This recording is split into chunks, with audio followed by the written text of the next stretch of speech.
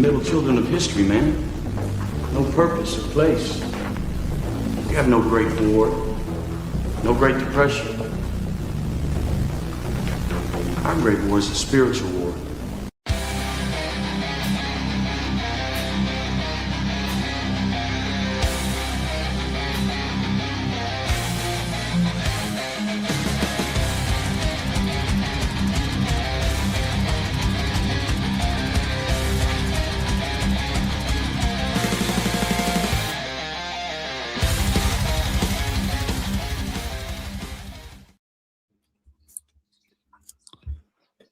Man, I wish something would be going on. What do you mean? Just the like. So let me ask you a question. Do Yeah. you think that Artemis 2 is actually going to the moon? Yeah, probably. Think so? Yeah. Okay. Where do you think it's going if it's not going to the moon?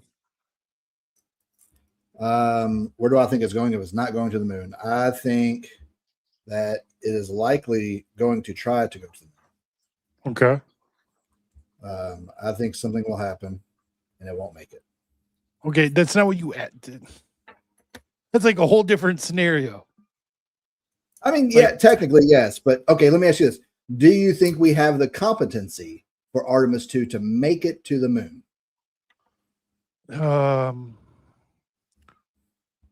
Depends how many Indians they put in the Depends how what? program. Huh? What was that? No, nothing. Do I think there exists enough competency in this nation? Yes, but do I also think it's very possible that they decided to put too many women and people of color in it instead? Also, yes.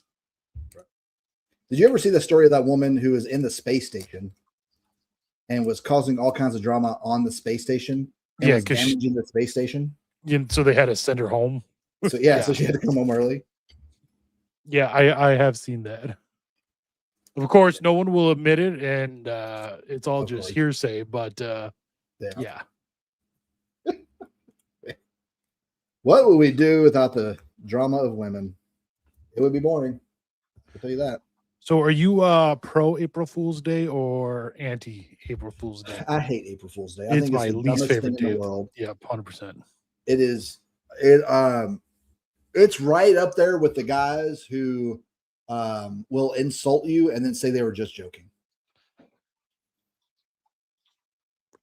Yeah, it's pretty gay like that, isn't it? It is super gay like that.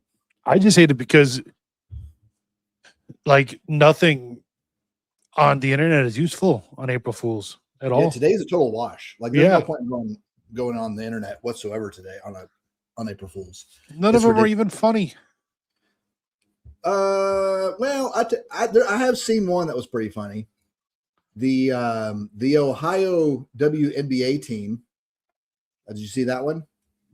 Does such a thing exist? I mean, nobody watches it, but it exists. It's like, you know, if a bear shit in the woods, you know. But Yeah. So anyway, Yep. So they decided their joke was that they were changing their colors and their mascot to the Wolverines, and their colors were going to be gold and blue, like Michigan. I thought that was pretty funny. You got to be a sports guy to understand that stuff. Yeah. But there's occasionally been some funny ones, but like the Pope Francis one was stupid, right? Yeah. Eric Salmon's one was stupid. See, I have Salmon's muted, so I don't even. Oh yeah, I see it. What did Salmon's do? All of Crisis Magazine was going to be run by AI. See that would believe that. Yeah, it's not boomer humor; it's dad humor. What it is.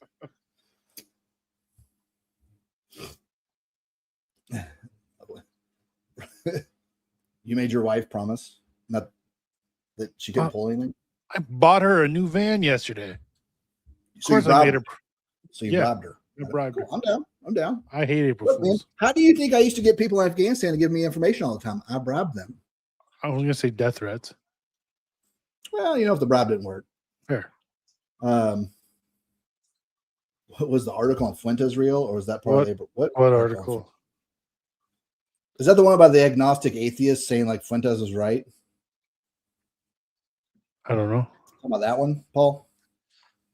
Blink one for yes, twice for no. Every time I make an Indian joke, I look over The and see dot Paul's was- name, and I'm like, "Damn it, sorry, Paul." Paul an Indian? Yeah, man. Like with a dot or with a feather?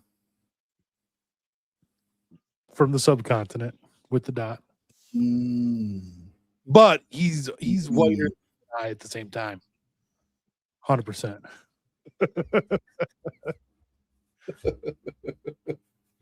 Paul, man. Okay, that's just like the trans thing. You can't not identify with what you are, Paul. I know. That's right. Have you been seeing the reports coming out from the Supreme Court today with the arguments going on with the 14th Amendment and all that? I mean, I didn't watch the arguments or anything. I heard that what's her name, of course, talked a bunch of nonsense and said something like, if you try to steal from the Japanese, you're showing you have what did she Allegiance, say? because you'd be Allegiance to them somehow. Yeah, So I saw that, and I saw everyone saying like, "Oh, looks like Trump is losing this one for sure." I don't know, man. Maybe, but it's who knows? I don't look, man. Once we realize we're not voting our way out of this, the better off we'll be. That's just not going to happen. Like, we are going to consistently decline till eventually when the violence starts, and it's more likely going to be the most desperate people that start the violence, which is going to be the people who are already doing the violence, which is Antifa, Redneck Revolt, Socialist Rifle Association, whatever, pick your flavor. They're the ones going to start the shooting, and then it's going to be sporadic everywhere. But yeah, we trying to hope that the solution is by some old people in black robes in Washington, D.C. is the wrong outlook to take. Yeah, I agree. I mean, on one hand, like most likely is ending birthright citizenship unconstitutional. Yes. Is that a bad thing? Absolutely not. You know what I mean? But I think that's the issue, is how it's worded. We're not ending birthright citizenship. And that's not where the 14th Amendment was originally. The intent behind it. It was behind giving citizenship to the freed slaves. Right. And it wasn't, just because we have magic dirt automatically makes you an American. Right. Because we have hundreds of rich Chinese that will send their wives here to have birth in the United States so they can have an American citizen. Yeah. They're here on vacation and they have birth tourism, basically. That you're not an American. That is not the intent behind the 14th Amendment.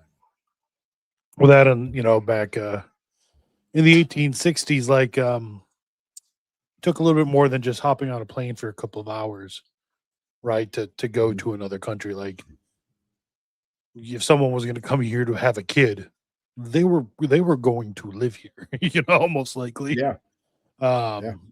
And those who didn't were very few and far between, instead of now a whole cottage industry of people that will hop on a plane for a couple of hours, have a kid, and then go right back home. Mm-hmm. So, this is one of those things where, I think the Rubicon at this point is, and I hate that that's coming down to Trump, who's obviously a Chabad agent at this point, but his Rubicon is going to be ignoring the judiciary. That's what it's going to have to come down to, or whoever's in that position is going to just ignore them. Like, with what army are you going to enforce these laws? Right, because we are way past the point of because you have judges ruling on things that they have no jurisdiction to rule on, and thinking that we have to follow it. Like, Trump has to stop, with the ballroom construction. Says who? Like, just because you rule that doesn't mean he has to follow it, right? Yeah. And I think the ballroom's stupid. I don't care. right? But it's a matter of precedent that we eventually we're just going to have to say, or so whoever's in that position, whether it's Trump, Vance, whoever, Rubio, enforce it then. Like, this is your ruling, then enforce it. And because you depend on the executive to enforce your rulings, and the executive is who you're undermining. So It's going to be interesting, especially if what you think is going to be announced in 45 minutes is announced. yeah, Because under the Constitution, the president has that power. But in 2024, Congress passed a law saying that it would require the Senate to ratify it. yeah. So who knows? We'll see. Yeah. We'll see how that goes. So tonight, what I wanted to do is this would be a question and answer session. And if y'all want to come on with us and ask a question, that's fine. What I think we'll do is we'll give access to Telegram first. The people who are on Telegram. We'll give which them is free to join. So if you're watching in YouTube, yes, get in the Telegram. let me get that stopping. link. Yeah. Where did you go? You disappeared, you son of a. Why does it do that? So that way y'all can ask questions. Like if you want to ask us a question about what your daily carry is and what our opinion on it, or if you have questions about something you can do better. And keep in mind, Rob and I are not the know-all be-all. We're not expert. Well, Adrian is far more an expert at this stuff than me. I'm really just we will give you our opinion, right? And then it's, from there, your job is to then go out, seek the opinions of other people who have expertise, and then collate your own opinion based on what you've learned. Right? And a lot of this stuff, there is no like gospel right or wrong, right. Like for your EDC gun, like, yeah, there are some general principles, but in the end, it's going to be whatever you're going to carry and shoot the best. And we can't know that. Rob just has bad purchasing habits. You're not wrong, Ocean. Wow. Let's see. I want to now for any questions or discussions where you think it would be helpful for us to show a gun, save those until we go to Twitter only. Yeah. We'll go to Twitter at about 8 and we'll go to Twitter only. So if you got something where you want to show us something like a firearm or something, wait till then, please. Because I don't want to have to ban you because you got us kicked off YouTube for an hour. Yeah. But yeah, if you guys have a gun, do not show it while we're on YouTube. You will get the stream killed. Yeah. And I'd like to stay on YouTube for a little bit because that's how most people are getting access to us. Yes. If it were up to me, we wouldn't be on YouTube at all. But unfortunately, this is the town square of the internet. So in order to get us more access and more people get exposed to us, we have to be on YouTube.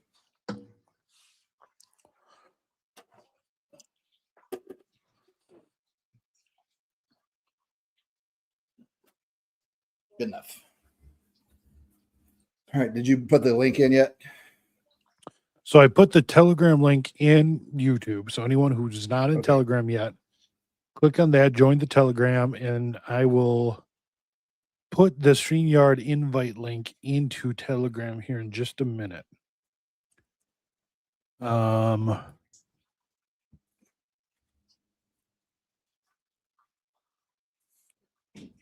Let's see here. We're just gonna try to go first come first serve, one at a time here. I guess that'll be fine. I'm sure it's not going to be that too many of you guys jumping on.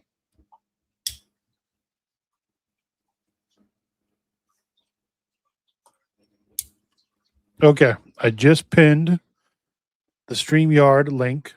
You guys can join from a phone, a laptop, a tablet. It works on just about everything.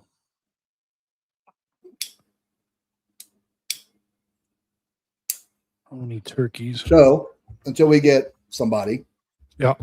I was listening to a talk by Regular Guy Training and a couple other guys. They were talking about the viability of 300 Blackout. And they're basically like none of them like it. And I get that. You know, the 300 Blackout, in my opinion, what I have it for is for a specific purpose. Yeah. It's two specific purposes. One, anything 200 meters and 200 yards and closer. And two, I want it to be as quiet as possible. Right. And that's what the 300 Blackout does when I do suppression. Because they're the biggest argument they had against 300 Blackout was that because it's the type of round it is, it can really junk up your firearm after a while, after like only a few hundred rounds, right? It also depends on how you've got your firearm tuned and all that. Because a lot of people, what they do with 300 Blackout is they'll switch between supers and subs regularly, and so they're trying to have something that's tuned for both. And so therefore, like when you're trying to do both, you're not doing either well. And I get that. So, but the thing I disagree with them on was they were basically saying there's really no civilian use for the 300 Blackout. And my argument against that is that is my first home defense rifle that I use. Because if I have to get a stateside kill, I'm not waking up the kids. Right? Yeah. Like if I use my 5.56 in the house, like everybody's waking up and the neighbor's like 150 yards away from me are waking up too. So remember, a lot of this stuff is subjective. Buy whatever you want and shoot whatever you want, and don't depend on someone else's opinion to determine what your opinion is. But listen to what they have to say, because they might have some things that you haven't thought about. Right? Because I was like, I've never had my 300 Blackout. I've shot hundreds and hundreds and hundreds of rounds through it, but I haven't done a training class with it. Right, and I won't ever, because mine's got pretty much the same manual arms as my 5.56. Right. I will never do any type of training with it where I'm shooting 1,000 rounds in a day. I just have no need to do that. Right. And that's what they were saying. They're having issues where 300 rounds, 400 rounds into it, all of a sudden their rifle's seizing up. Really? All that, especially suppressed, all that gas is going back into the so much dirtier. Yeah. But I've run that. Doesn't mean I wouldn't. I probably would, but that's not what my rifle's for. And my rifle, my 300 Blackout rifle is specifically a surgical rifle. It's, really the purpose is really no more than a couple of mags through it at a time, right? Even if, we get to a without rule of law situation, it's more of going to be a sentry gun for me. So if I have to shoot somebody and I don't want anybody to hear it, that's what its purpose is. Right. You're not going to go out like on patrol with that one or anything like that. No, not at all. Not at all. The one of the big advantages of the new van, that thing, I think I'm going to get a sliding gun safe to put in the back of that thing. Oh yeah? Yeah, to keep a rifle and a couple pistols in there. Okay. Bolted to the floor. Okay. Yeah, so in one of my vehicles, I keep a rifle, and it's like a cheap rifle. I'm not worried. Like somebody steals it, I'm not worried about it. Right. It's probably, I think it's like an Anderson lower. I think I got like an Aero Precision upper.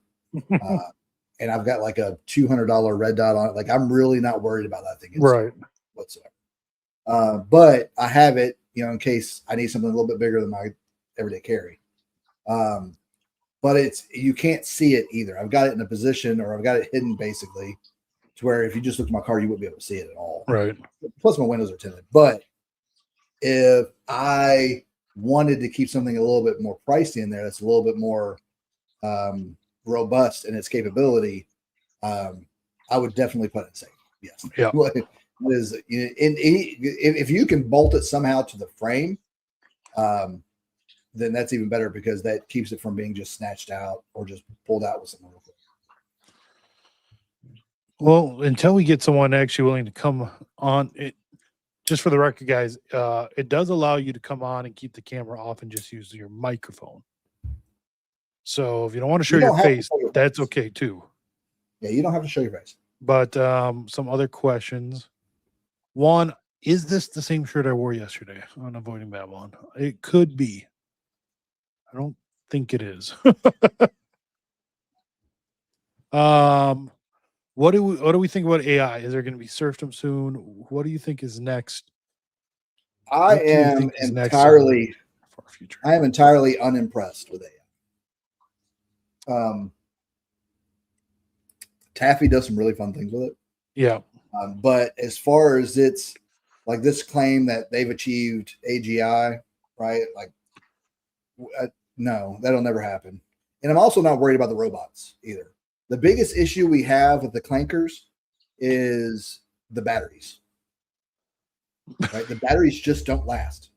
And are explosive. Yeah, and yeah, the explosion in the air at all, and that whole thing catches on fire. I don't know if y'all have ever seen it, but there is a diagram for the robot dogs that go around, and of where if you were needing to take it out with rifle, where to shoot it, right? And you know how to take out the motorized joints and Yep. hit the battery and all that, because I think we've built up robots too much because of movies, and people are of the perception that they're super easy to mass produce and all that. Like the amount of batteries that are out there for cars, specifically for electric vehicles, and then for robots, there's just it's going to be a drain, and they're not going to. Eventually, we're going to hit a crescendo of logistics of being able to produce that stuff anymore, right? It's going to come crashing down. I mean, Oracle just laid off 30,000 people. All that. And it's not because they're doing bad; they're doing really well. So that's clearly because of AI. I think AI does some things well. For just general, like to be used as like a super search engine, it's great at that. Yeah, seems like writing kind of base level code. It's great at that, you know. mm-hmm. But at the same time, like yesterday, I asked, I think it was Meta's AI. How far of a drive it was from where we were at to St. Augustine, Florida. And it gave me a number, and I'm like, okay, now what's the distance? You know, by the how the crow flies, and the number was bigger. And I told it, I'm like, that doesn't make sense. And it's like, yeah, you're right, it doesn't make sense. So then it gave me another number, and I looked both up, and literally every number it gave me was wrong. So I don't know what it was doing. So did we have the talk about the woman suing ChatGPT? I think I know the story you're talking about, but we didn't talk about it. He's suing it because of what was it? She fired her lawyer because ChatGPT told her to, and it was going to run her case for her. Okay, I actually did not hear this. It started citing cases that do not exist. Yeah, I'm not surprised. She lost, and so now she's suing ChatGPT because of that. I saw an article, I forget where, but it said something. It was they're finding that AI, I forget how I put it, was more or less increasing like the number of not narcissism, but similar like those type of like narcissistic personality disorders, because AI is programmed to basically always like be deferential to you, right? And if it gives you an answer you don't like it and you tell it that, just like how I told it that doesn't make sense, and then it corrected itself, but not by being correct.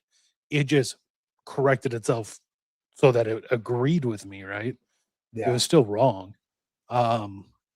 But because AI will always do that, like AI will always end up agreeing with you, and you can get it to say whatever you want, and and people will go further and further down that rabbit hole instead of being confronted with people who actually just tell them, no, you're wrong. Well, and the other thing with AI is it's a self-licking ice cream cone. Yeah. And it's constantly referring to it's It's Pope Francis, is what it is. So, yeah, Constantly referring and citing itself all the time. If Majorian and Pope Francis had a baby, it would be AI. Constantly referring to themselves. Hold on. I'm clipping that one. And that's the issue. Like it's putting out so much content and so much information that it can't help but either refer to itself or other LLMs. Yeah. Because that's becoming the bulk of the information out there now. Because every time you have a conversation with AI, it is in the ether. It is out there for everybody to reference. Because that information is then sold to data brokers through data brokers, and it just goes out there for them to use that. So we're getting to a point where there's no originality left in the internet at all, because there's very few. The amount of people who are actually using the internet are being dwarfed by queries by AI. Mm-hmm. It's basically just dead internet theory coming to life, if that makes any sense. I have no issue with Wagner. I just think he's charming. I have no issue with him, but here's my list of issues that I have with him. I know, like I have no ill will to Wagner whatsoever. I just think he's soft. You know, that's just how he is, man. He's probably raised by his mom and his mom only, and he probably had a very soft, weak dad if his dad was around. Right? It's not his fault. Right? It's going to take a lifetime of correction on his part to get past that. Right? And he is. Like he's obviously making that effort. He's just not there yet.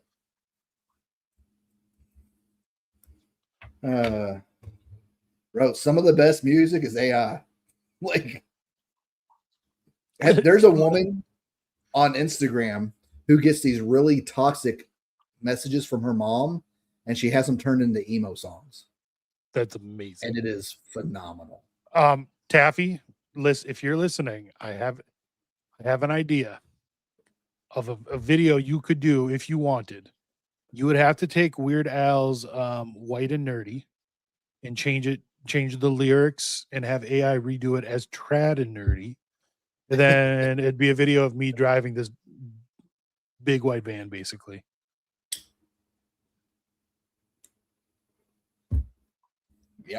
Yep. Like AI has its uses. It does. Absolutely. And I tell you, let's see, what's your wife saying? Hope. I want to highlight Hope a little bit, get her involved. There's been at least one case I've heard of a guy who was having paranoid delusions and ended up removing himself from the census permanently. I don't doubt it. I don't know if it's Chat GPT, but a lot of LLMs have been encouraging people to take their own life. Yeah. It doesn't surprise me at all. What was I saying? Man, lost my train of thought trying to get your wife involved. That's because you need your nootropic drugs that I have for you, sir. Did you rebox them? I'm going to just put paper tape over it. They won't see it. Okay. I also just realized I probably showed my address there if people zoomed in. Just remember, guys, lots of guns. Oh, I know what I was saying. So the other big benefit of LLMs is the amount of people that are referring to it to dispute Protestantism. Yeah.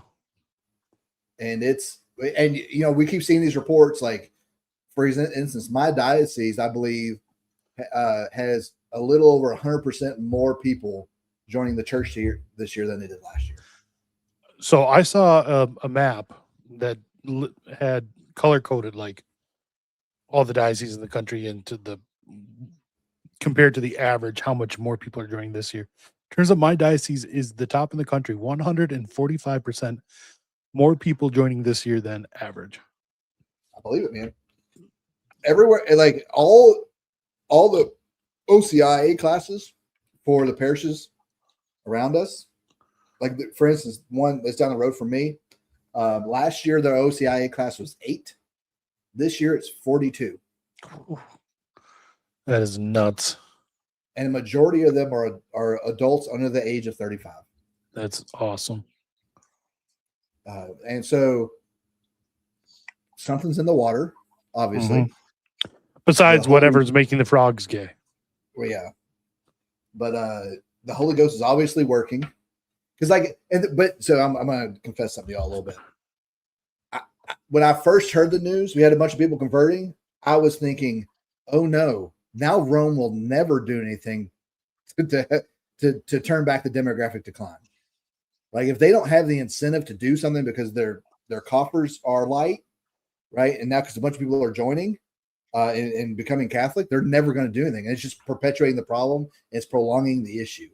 But the majority of the people joining the church right now are under the age of 40. Like 80%, which means they're likely joining and going to more traditional parishes, whether it's a Latin Mass, an Ordinariate, Melkite, Maronite, whatever, or a much more traditional English Novus Ordo, at least in the United States. I don't know about France. France has a whole different thing going on. But and so now will that be the leverage? Is that the reason that the Pope is now putting out these statements to kind of placate people about the Latin Mass? Because the amount of people that are coming into the church that are under that age, and reports have come out like he keeps speaking to people that are younger and they keep telling them how the Latin Mass is the reason they came back to the faith or came to the faith at all. So we'll have to see how things go. I did like the report that the two biggest names of people referred to about why they came to the church were Father Mike Schmitz and Taylor Marshall. That's pretty crazy, right? I mean, I get the Father Mike Schmitz. He's got like 1 billion downloads now. Right. But the fact that T Marsh is right up there too. Like I know. Like that flies in the face of the report by Mike Lewis saying Marshall is the reason a lot of people are leaving the faith. Yeah, I never understood that anyone who ever said that Taylor was divisive, like clearly you've never like listened to the man or talked to him. I like know. The man, like one of the last times we had him on, he made sure to tell us that he didn't want to talk about like the differences between like the FSP and SSP. Like he is anything but divisive, in all honesty. Definitely anymore. Yeah. He used to be during his TNT years. Yeah. He used to be, but he is much more calm now. And so as people come into the Latin Mass, there is that first, it's like the 7 stages of grief, right? There's that first stage where you're angry, right? You're like about what was taken from you, what was never offered to you, what you never knew about, this vast treasure trove of tradition and Gregorian chant and polyphony and everything, right? So that takes a little bit to get through for some people. It does. Especially if you were Catholic first and went away from the faith and then came back, right? This is going to take you longer to get. Now, a new convert, they may not even go through that stage, right? But if you, like myself, I left the faith when I was 18, came back around 35 or so, and I had anger, 100%. I grew up in a parish that had the TLM. It was led to believe by everyone that it was just the same thing, just in Latin. You imagine how pissed I was? I could have went to that mass my whole flipping life at the same parish. Mm-hmm. Yeah, when I came back, I was mad at my dad because my dad never taught me any of this stuff, right? But then I realized it wasn't my dad's fault. My dad was born in 53, right? He was like 16 when they lost the Latin Mass. Right. And so it wasn't his fault either because he was never given it. Right? It's not something he ever received very well either, especially because he ran away at 15 because he was a child of the 60s. But eventually I realized it wasn't his fault. And then I realized it wasn't my grandparents' fault either because they were just Catholics who were obedient to the church. And when the church told them, hey, this is what we do now, that's what they did. Right. And really the responsibility of the whole downfall of the church since the 60s is due to the bishops and weak bishops and weak priests. Yep. And that's where the responsibility should fall, and we shouldn't blame anybody. But once you get past that anger phase, then it gets into the like the depression stage, because you're realizing like you're one of 20 parishes around you that actually believes everything the church teaches. And that's a depressing thought for a lot of people to realize that these people, most of the Catholics around me still believe, abortion is okay, or contraception is okay, or same-sex marriage is okay, or everyone goes to heaven, or whatever it is. Yeah. Right? And that becomes depressing when you realize you're one of the lone that actually believe it. And then you start to second guess yourself. Like, well, how am I right and everybody else is wrong? And so then you have to start questioning that. And then eventually you get to the acceptance phase, which I think where a lot of us are. We're like, hey, I'm just tired of the hierarchy. I just want to raise my kids in the faith, and I just want to be able to make sure my kids get to heaven, and I want to live my Catholic life. And I'm tired of the drama. Right. And I think that's where a lot of us that came through from like 2017 and on, I think is where a lot of us are now. Yeah, there's some days where I'm definitely still in kind of the depressed stage, and it's more just the knowledge that like the men who are supposed to like be my spiritual fathers just really dislike me. You know what I mean? Like, and want to keep the treasures of the church away from me and my children. And like, there's days where that really does still just hurt. Yeah. This is absolutely true. Without Gordon, Taylor Marshall would not be anywhere where he is today. Like, Gordon exposed Marshall to a lot of things that he was unwilling to look into before. Now he's taken it and run with it. Yeah. Yeah, and he's far exceeded anything Gordon can do. And the problem with Gordon is he's just unpalatable. And he's a very acquired taste, right? And that's a better way of putting it. An acquired taste to some is unedible to most, right?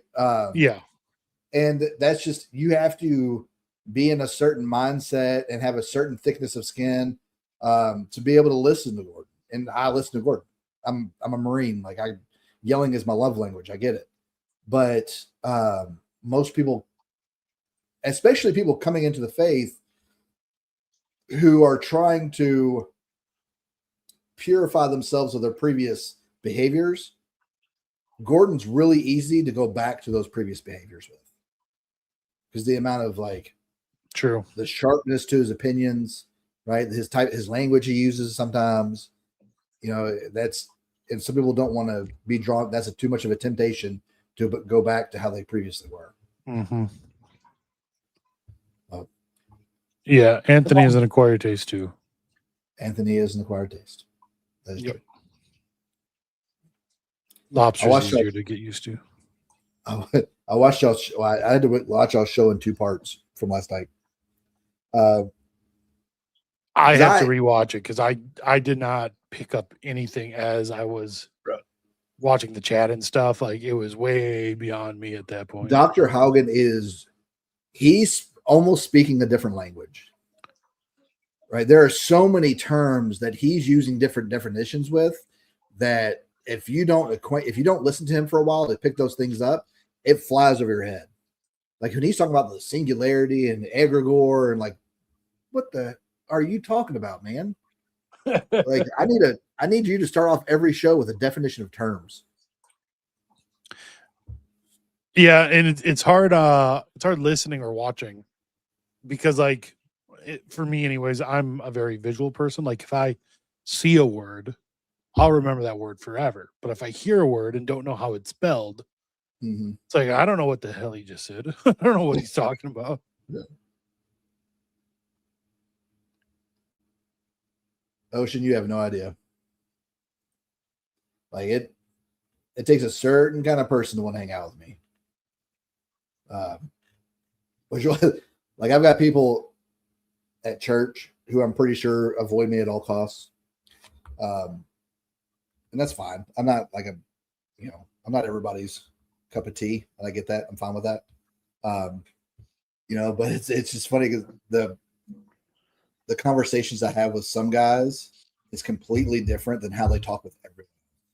It's almost like when they come to me, they know they can say what they're really thinking, right? Because we may share some of the same opinions, and I'm not going to like make fun of them for their opinions.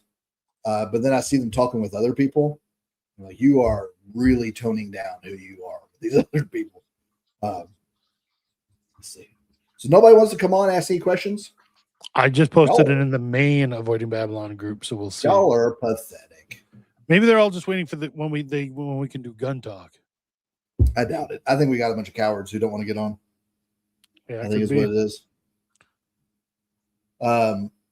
So a lot of videos coming out right now are about the ammo shortage, supposed ammo shortage, or the increase of price. So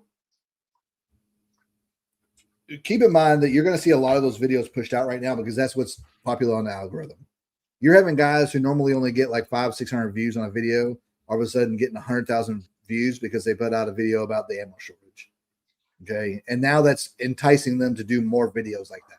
Yeah. Because, that they're trying to get paid. Right. The amount of ammo, there isn't a shortage. It will get more expensive just because the materials are more expensive now, especially with the oil situation, because we import a lot of our copper and stuff right now. So that's the increase of oil is going to cost the increase of a lot of products. Y'all are going to realize how much oil is used in everyday products. Mm-hmm. And so you're going to see the price of a lot of things go up, for at least for the near future.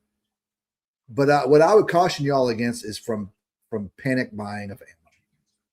Right? If you at this point shoot 500 rounds a year, at most, which is the average person, they probably don't even shoot 500 rounds a year. There is no reason for you to be buying ammo right now, or at least panic buying. Now, buy what you're going to shoot, but there's no reason to stock up right now with the fear that they're not going to have any more.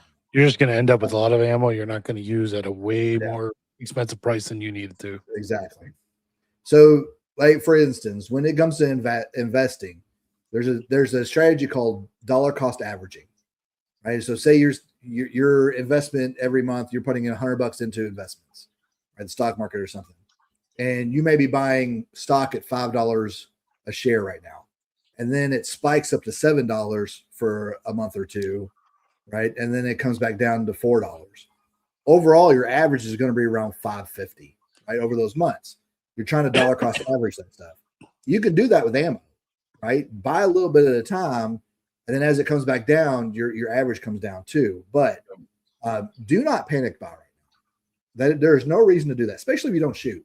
Now, if you shoot thousands of rounds a year because you do competitions, then maybe buy. Yeah, because if you think it's going to get more expensive, yep. Buy what you need for maybe the next 6 to 8 months, right? And then wait and see what it comes to. But there's no reason to be panic buying right now. I mean, I just bought like 3,200 rounds of 22 long rifle for like $150, right?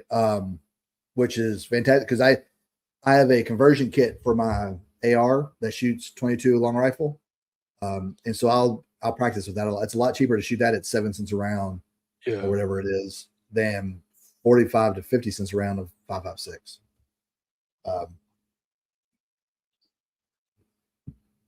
Let's see. Nope, I missed one. There it is. The last thing you want to be in a situation like that is a loot drop, right? which should be encouragement for a lot of y'all to establish community and train, because you cannot pull security by yourself 24 hours a day. You're going to need help. So you need community. So go out and find like-minded individuals, specifically at your parish first, and then maybe people that live around you, get to know your neighbors, because you do not want to be a loot drop because you're not able to stay awake and pull security all the time. Bro, Paul, you are not joking, man. of my Glocks can run everything, but I had some Blazer aluminum and I was having a failure to feed, failure to eject stovepipe like every 3 or 4 rounds. It was ridiculous. Never buy stuff ever again. And I don't buy remanufactured ammo either. I don't trust it, honestly. Yeah, if you're not the one, you're not the one reloading it. Yeah, wouldn't. I wouldn't trust it whatsoever. Let's see. Oh, 10 minutes to the announcement. What do y'all think Trump's going to say at 9 or 8 our time, my time, in 10 minutes? Most likely is boots on the ground in Iran, either for Karg Island or around the Strait of Hormuz, or even maybe to capture whatever enriched uranium they have, something like that. Second, most likely, either by itself or in conjunction with boots on the ground, is withdrawal from NATO, and then the least likely of the 3 options I've thought through is a de-escalation in Iran. I think the big bet right now is leaving NATO. I think that's the big ticket item that a lot of people would like him to say. I think there's a chance he could say that, just kind of like a spiteful teenager. Yeah. But I think you're more than likely right. It's something to do with Iran. Either there has been an agreement somewhere, or he's going forward with boots on the ground. Right. What I would love him to turn heel, specifically for those of you that understand wrestling terms. I would love him to turn heel and just completely pull away from the Middle East and let Israel handle it. Because Israel could not. I mean, I would love that. I do not think there's any chance of that happening. I don't think so either. I don't think there's like I said, he's a Chabad agent at this point. And I don't trust him whatsoever to do that. But man, I would love it. I would get them embroiled in this, like really quagmired in this, and be like, all right, we're done, and pull out. Man, that would be awesome. So with the say a possible exit from NATO, which overall, depending on why we're doing it, I would agree with. I think it's probably for the best for America. I do think that could also be what Israel wants, because if we pull out of NATO, so we heard when just recently when they started attacking Iran, how some within Israel wanted Turkey to be next. Well, the thing stopping them was Turkey is a member of NATO, right? And they don't want to lose their American lapdog if they trigger Article 5 by attacking a NATO country. Well, if America's out of NATO, then they don't give a damn. You know what I mean? If we're not going to come to the support of Turkey and abandon them, then that's on the table within the next 5 years or so, maybe. Who knows? So let me ask you this. Say we pull out of NATO. Yeah. And that does cause a situation where we go into Turkey. Yeah. Would you be on board? As long as we retake Constantinople, all on board. So I was going to say, would you be on board if Vance was like president at the time? He's like, we're retaking Constantinople. Hell yes. Do you know how many guys would join the military at that point? They wouldn't even need a draft. They would not. They would not at all. You'd have a standing waiting line for guys to get in. Yep. It would be amazing. Let's do Paul's question here. If there is a draft, how are you guys responding? If your kids were older and they drafted your sons, how are you hypothetically responding? I'll let you go first. You're close to Canada. So I'm still within the new age limit, right? 42. But I was actually rejected from the Army because of asthma. So I personally wouldn't be worried about like myself being put into combat Now, in the past, when within drafts, for those who say couldn't serve in combat or something like that, there were other uses for drafted individuals. Um, my children right now are too young, but I guess you know it would be what is it for? That that would determine it for me. Say, God forbid, somehow we were to be attacked and the actual survival of the country depended on the draft. Well, that's one thing, and I wouldn't be opposed to it. Then I wouldn't find it to be immoral or anything like that. But if me or my children are going to be drafted to serve the nation of Antichrist that is Israel, then I don't know what or how I would try to avoid it, but I think morally I would have to try to find a way. So It's a skill say your issue. boys. Tell my lungs that, Jim. So say your boys were old enough to get drafted. Yeah. Okay. And it was the situation we're in now with Iran, and they came to draft your boys. How would you respond? Ugh. I don't know. I mean, I could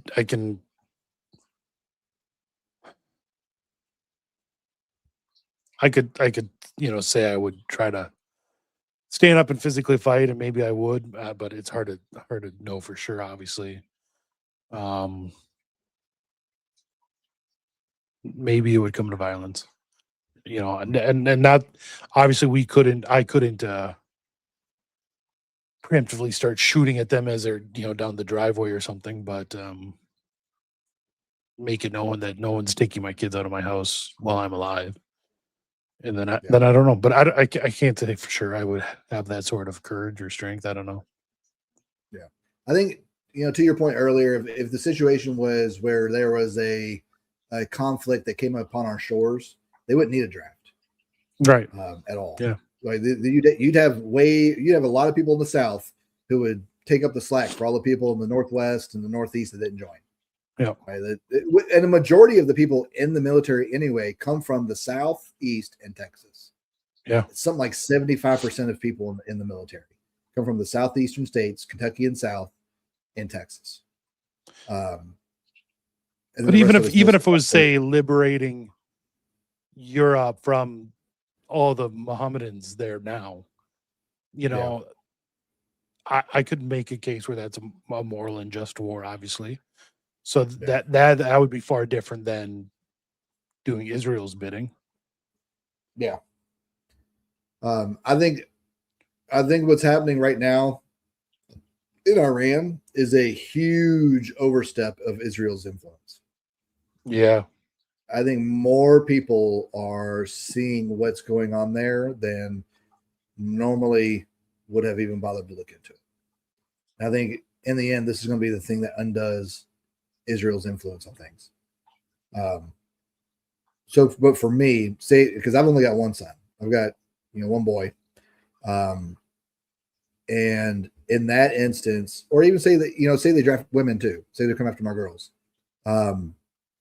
you better send bachelors and body bags, because you're not taking any of my kids. It's just that's how that will go. If I have to give up my life to keep that from happening, I will. I have no problem with it whatsoever. I will not go to meet my maker and say I could have stopped it. And because I was scared to get hurt. Yeah.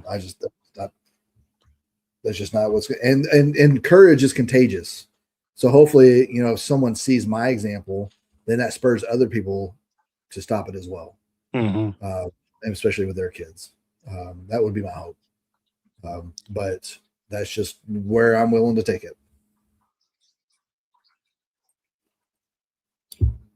Thoughts on clipless holsters? I'm not like in the pocket, like a Mike's holsters, like the nylon things that go in your pocket. I have a couple of really good pocket holsters.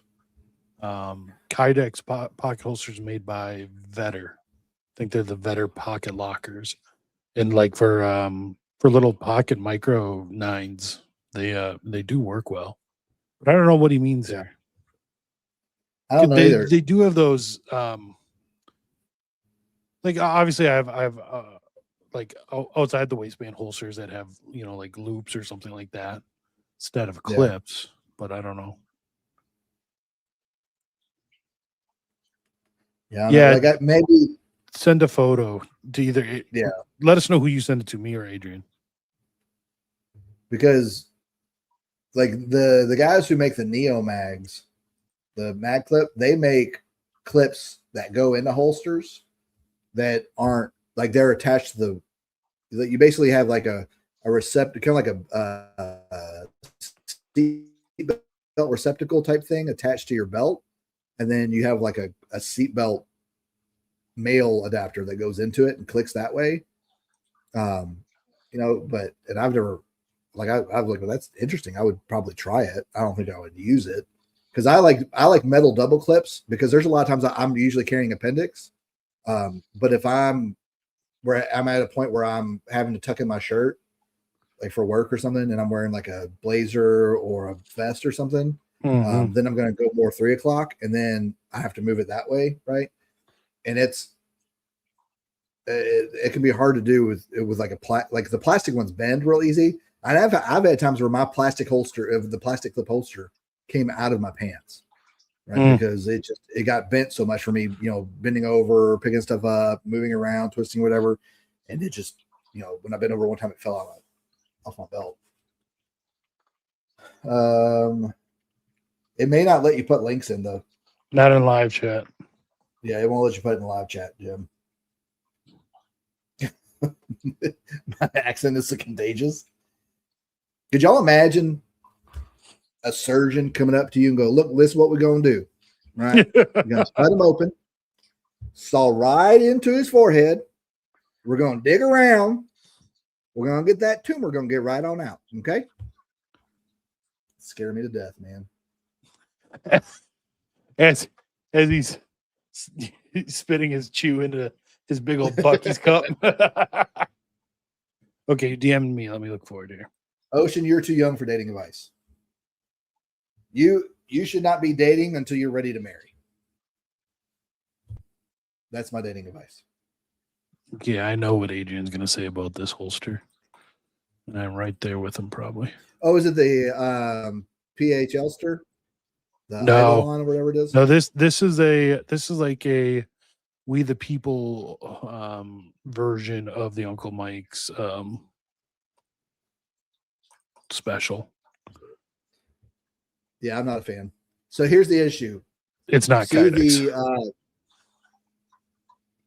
Yeah, is it nylon? I think so. Does it have a Kydex insert in the nylon? It really does not look like it. So here's the thing with nylon holsters. That nylon will bend and get into the trigger guard and pull the trigger. Or it's easy for something to get in between. Yeah, or that as well. And, it's the same thing with leather holsters. Leather holsters have that issue as well. Now, there are some companies now that make a Kydex liner with a leather holster, right? So your firearm actually clips into Kydex, but the Kydex is in the leather holster, so it looks great, right? I'm on board with that. Do that. Now there are guns where I wouldn't have a big problem using something like this in a pocket. Like a double action only hammerless revolver. Yeah. Something that's got a 15-pound trigger pull. Yeah. Sure. That's probably going to be just fine. But you could also probably just put that revolver in your pocket with nothing and be just fine too. Yeah. So yeah, on a striker fired gun, especially one with no little trigger dingus, definitely, absolutely not. Did you say dingus? Yeah. I think that's like one of the technical terms for the trigger safety. That little thing in the middle is called the dingus. I'm not even joking. Like a SIG, do not carry a SIG. Yeah, do not carry a SIG in there. I'm almost 45 years old. And I'm still laughing at dingus joke. But yeah, I've definitely carried I've carried revolvers in a holster like that. I do not own a revolver. I want to though. Which But what's your I always dream get suckered in revolver? with something else. Do what? What's like what do you what would be your like dream revolver purchase? So I want two, and I really don't care about the brand, right? Yeah. Of it. I want a nickel plated 357. Okay. Yeah.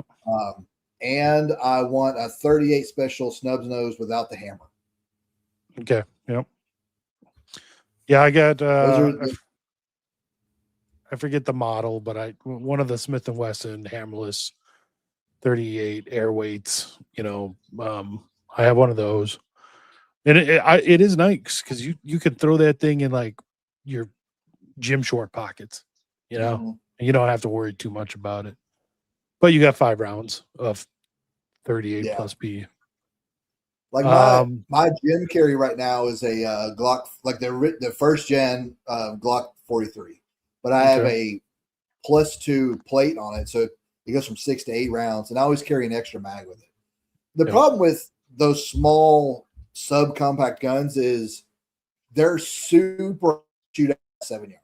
Like your accuracy really drops off a cliff. So I really think that they're more like a punch gun. Like if you're within punching distance, that's where they shine. Yeah. Because even in the summer, I'm still carrying a 19 or something 19 sized. Unless I'm at like the lake and I've got like swim trunks on or something, then I'm off body. With something, either in a backpack or in like a fanny pack. The snub nose revolvers, man, those especially, one that that trigger pull, even if it's a smooth trigger pull, that thing is so heavy. Takes a lot of shooting to figure out where you got to ride that to get a decent pull right at the end to get a decent shot. And the sights are just terrible. Worst sights in the world. That's with all revolvers are like that. They're all just terrible to shoot. Yeah. I think I have 2 357s. I have a Ruger SP-101, like little super light 5-shot 4-inch revolver. That revolver with a hot 357 load hurts my hand as much as my 500 Smith and Wesson does. Yeah. And then I have a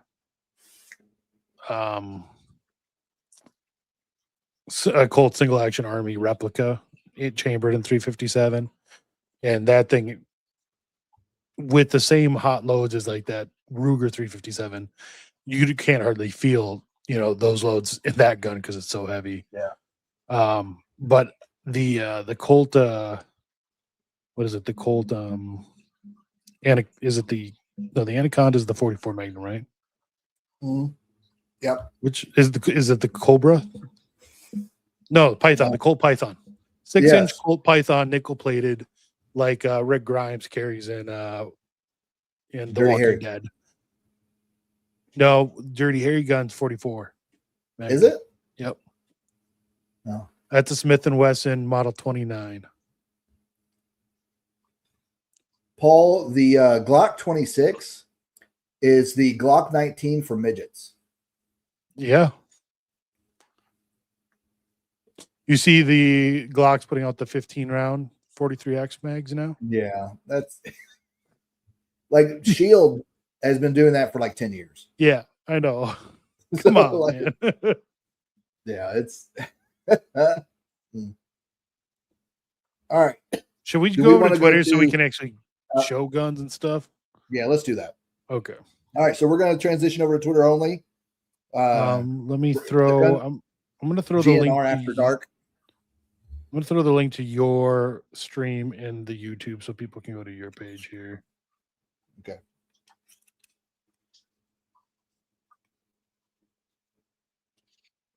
After Dark. I like that. So I've got some guys that I shoot with occasionally. Yeah. And I created a group chat with them, and somebody was like, hey, what are we going to call? Like, we need a title for the group chat because this is a bunch of Alabama guys, right? And so I sent an AI picture, and it was I said that we're going to start calling ourselves the Waffle House Waffen. It's in the Waffle House uniform, but it's like the like the Nazi uniform, It's like Hugo Boss did the Yeah. the Waffle House uniform. Yeah. Waffle House Waffen. All right. Are we on X only yet?